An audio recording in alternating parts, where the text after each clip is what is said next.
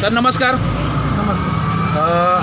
आज या ठिकाणी साधारण 12:30च्या सुमारास एका मुलीने उडी मारली होती. काही कातकरी समाज बांधवांनी त्या ठिकाणी पाण्यात उडी मारून तिला वाचवले. परंतु सर्वात महत्त्वाचं की अनेक ठिकाणी आपली ॲम्ब्युलन्स फिरत असते आणि त्या ठिकाणी अनेक जीव वाचवायचे काम आपण करत असतो. आजसुद्धा आपण तिला ज्यावेळेस पाणी बाहेर काढलं त्यावेळेस अर्ध्या रस्त्यात आपण जाऊन दोरी वगैरे लावून तिला बाहेर काढून तिला जनरल हॉस्पिटलमध्ये दाखलसुद्धा केलेलं आहे. त्याच्यामुळे पुढचा तिचा जीव वाचलेला आहे. तर थोडक्यात आपण काय माहिती आहे नक्की घटना कशी घडली होती आणि आपण काय कसं सहकार्य केलं?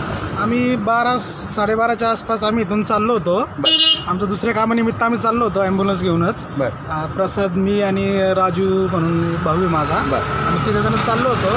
त्यावेळेस आम्हाला एक मुलीने उडी मारली म्हणून आम्हाला आम्ही इथून पोहोचलो तोपर्यंत ठाकर समाजाची 2 पोरं होती. त्यांची उडी मारायची तयारी चालली होती. त्यावेळेस आम्ही इथं आलो तेव्हा आम्हाला कळलं खाली उडी मारलेली मुलीने. आम्ही बघितलं त्यावेळेस हे दोघांनी उड्या मारल्या खाली. हा एक पोरगा होता आणि हा एक होता. मग त्यानंतर आम्ही पण बाहेर काढायला तिला मदत केली. या दोघांनी वरती कडेपर्यंत आणलं.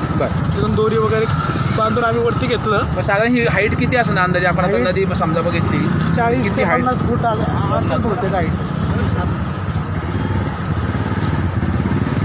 आता ही जी नदी पाहू शकतो साधारण 50 ते 60 फूट वरतून हाईटवरनं त्या मुलीने उडी मारली होती. आणि त्याच्याबद्दलची माहिती आपण जे ॲम्ब्युलन्सवाले त्यांच्याकडनं जाणून घेतो. हा बोला सर. काय त्यानंतर आम्ही दोरीने वरती काढून तात्काळ ॲम्ब्युलन्समध्ये घेऊन तिला जनरल हॉस्पिटल या ठिकाणी उपचारासाठी दाखल करण्यात आलं. ओके सर, धन्यवाद.